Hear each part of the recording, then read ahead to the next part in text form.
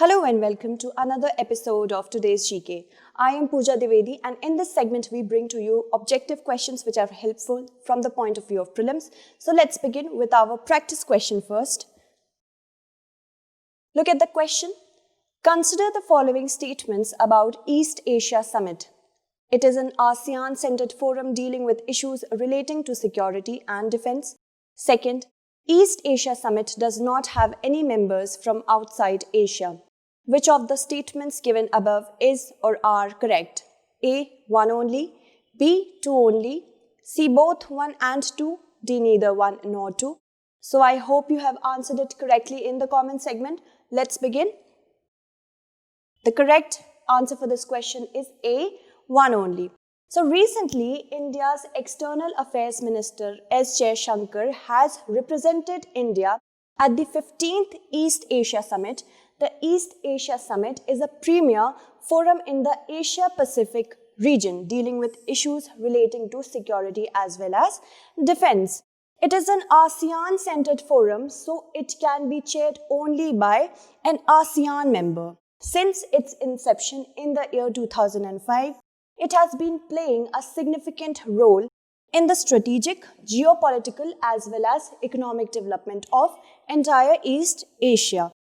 Apart from the 10 ASEAN Association of Southeast Asian nation members, East Asia Summit includes India, China, Japan, Republic of Korea, Australia, New Zealand, United States and Russia. Alright, so look at the first question for today's segment. The Anakayam Small Hydroelectric Project is located in which of the following states? A. Tamil Nadu, B. Kerala, C. Karnataka or D. Andhra Pradesh. So I hope you have answered it correctly. The correct answer to this question is B. Kerala. So let's begin with the explanation. Various green collectives and environmental organizations have come together to protest against the Anakayam Small Hydroelectric Project. In Kerala, the site of the project is not far from the Atharipalli Hydroelectric Project. It will come up in the buffer zone of Parambikulam Tiger Reserve, which lies in the Sungam range, and will also create 5.617 km long tunnel with the forest. Around 20 hectares of forest land will have to be cleared out, and around 1900 large trees and large number of small trees will be cut, which is not good for the environment. The area is ecologically fragile, as seen in the massive landslides followed by minor landslides at the project site in the year 2018, and the consequences will extend to the loss of precious flora as well as faunal species.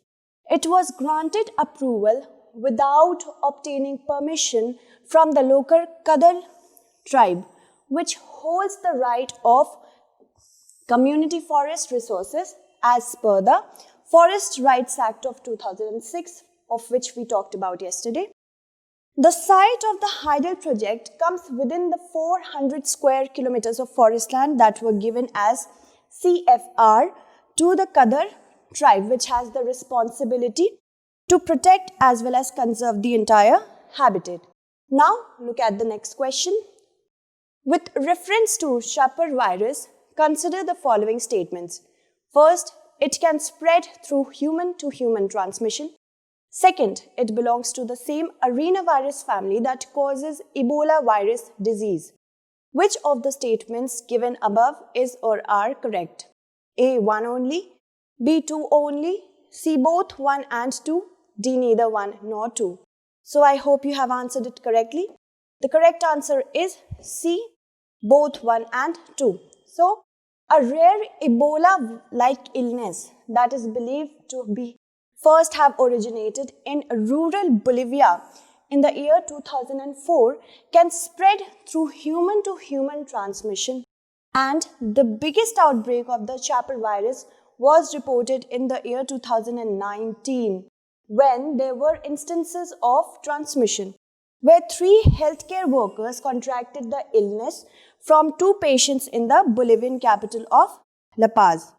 The Chapar hemorrhagic fever is caused by the same arenavirus family that is responsible for illness such as Ebola virus disease. According to the Centers for Disease Control and Prevention website, arenaviruses like the Chapar virus are generally carried by rats and can be transmitted through direct contact with infected rodents and its urines and droppings, or through contact with an infected person. Alright? The virus, which is named Chapar after the province in which it was first observed, causes a hemorrhagic fever much like Ebola, along with abdominal pain, vomiting, rashes, bleeding gum, and pain behind the eyes. Viral hemorrhagic fevers are severe as well as life-threatening kind of illness that can affect multiple organs and also damage the walls of your blood vessels. Look at this next question. With reference to Guillain-Barré syndrome or Guillain-Barré syndrome, consider the following statements. 1. It is an autoimmune disorder. 2. The immune system attacks the central nervous system. Which of the statements given above is or are correct? A. 1 only, B. 2 only, C. both 1 and 2, D. neither 1 nor 2. So, I hope you have answered it correctly in your minds. The correct answer is A. 1 only. So, some patients who have been infected with COVID-19 have been found suffering from the Guillain-Barré or Guillain-Barré syndrome. This is a very rare autoimmune disease, and in this, the immune system, in an attempt to kill the coronavirus, accidentally starts to attack the peripheral nervous system. Alright, because of which there are tingling sensation in the legs and hands. The peripheral nervous system is a network of nerves that leads from the brain and spinal cord to different other parts of the body. Attacking them can affect limb function. The syndrome's first symptoms are tingling or itching sensation in the skin, which is followed by muscle weakness, then comes pain and numbness. The symptoms may emerge first in the feet and hands. A person then starts experiencing reflex loss as well as paralysis, which may be temporary but can last for more than 6 to 12 months or even longer. Also, now with COVID-19 becoming an year old now, it is still difficult to assess the nature of permanency of GBS in such cases. Alright, GBS is caused by bacteria or viral infection. In the past, patients of the Middle East Respiratory Syndrome or MERS have showed GBS symptoms, as did those who were infected with Zika, HIV, herpes virus and Campylobacter jejuni. Alright, now let's look at the next question. With reference to hydrocarbon exploration and licensing policy, consider the following statements. 1. It is based on a profit-sharing model for hydrocarbon exploration. 2. It provides a unified license for all types of hydrocarbons. Which of the statements given above is or are correct? A. 1 only, B. 2 only, C. both 1 and 2, D. neither 1 nor 2. I hope you have answered it correctly. It's B. 2 only. Alright, let's look at the explanation. The hydrocarbon exploration and licensing policy, which replaced the erstwhile new exploration licensing policy, was approved in March 2016, and the open acreage licensing policy along with the National Data Repository were launched in June 2017 as the key drivers to particularly accelerate the exploration as well as production activities. In India, recently, contracts for 11 oil and gas blocks offered under the open acreage licensing policy bid round 5 were signed. That's why this question has been asked. Under the HELP policy, exploration blocks shall be awarded on a continuous basis through e-bidding in a transparent manner. Let's talk about the features of HELP. Revenue sharing model exists instead of profit sharing of hydrocarbon exploration.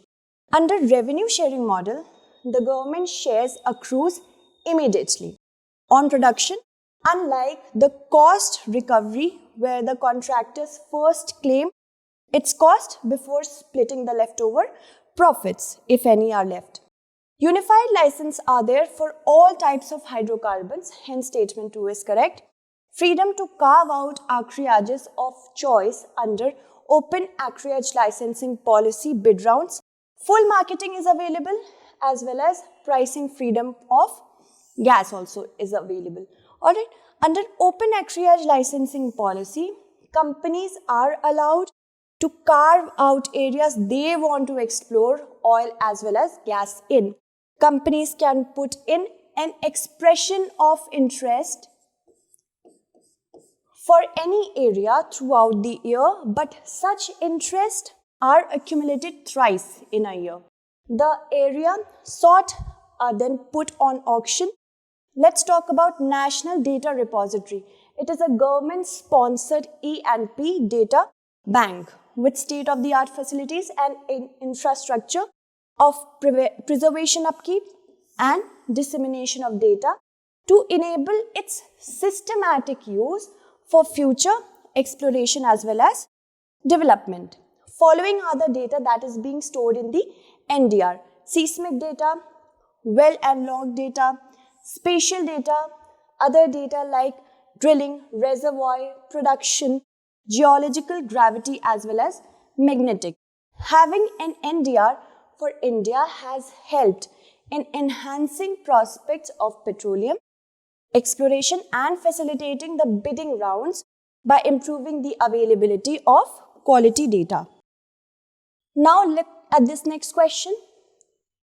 The host and chair of 12th BRICS Summit is A. South Africa, B. Brazil, C. Russia, and D. India. So recently the BRICS Summit was convened. I hope you have been able to answer this correctly. The correct answer for this question is C. Russia. The Prime Minister of India, while addressing the 12th BRICS Summit held online, touched upon issues like terrorism, COVID-19 pandemic, and the need for reform in global bodies such as IMF, WHO. And Russia is the host. Russia has been the host and chair of BRICS this particular year. India acknowledged the Russian support to the BRICS counter-terrorism strategy and reiterated its support to the strategy.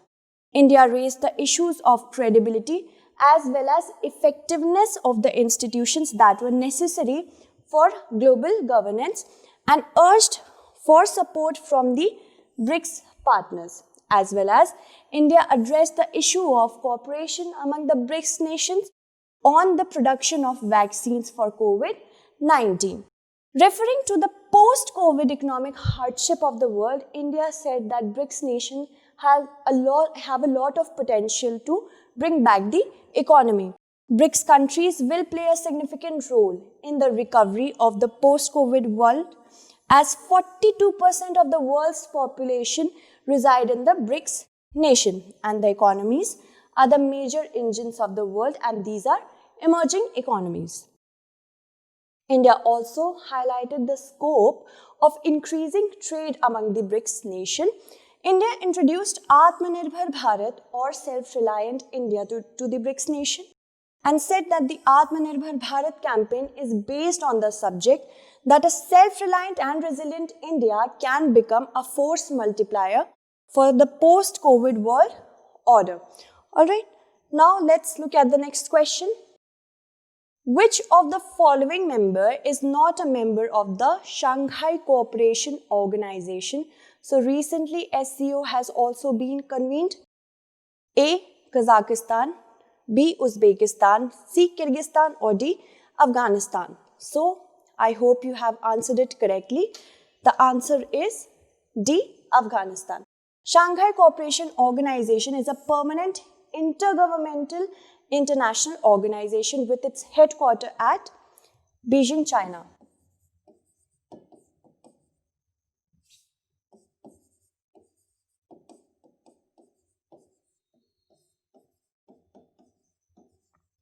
Alright, it is headquartered at Beijing, China.